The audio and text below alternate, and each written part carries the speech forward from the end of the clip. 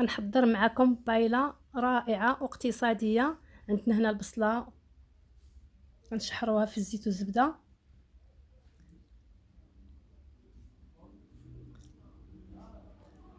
غنديروا فلفله حمراء مقطعه، غنديروا كالامار، غنديروا مطيشه محكوكه،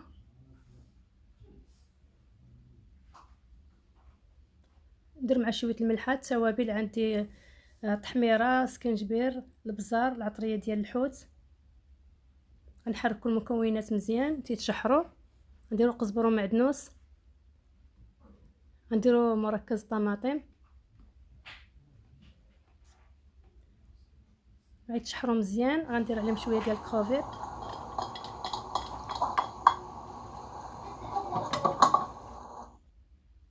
الروز من بعد ما غسلناه غادا نديروه نحركوه مزيان حتى يشرب لاصوص، ومن بعد غندير الماء القياس اللي غيطيب فيه ونغطيه.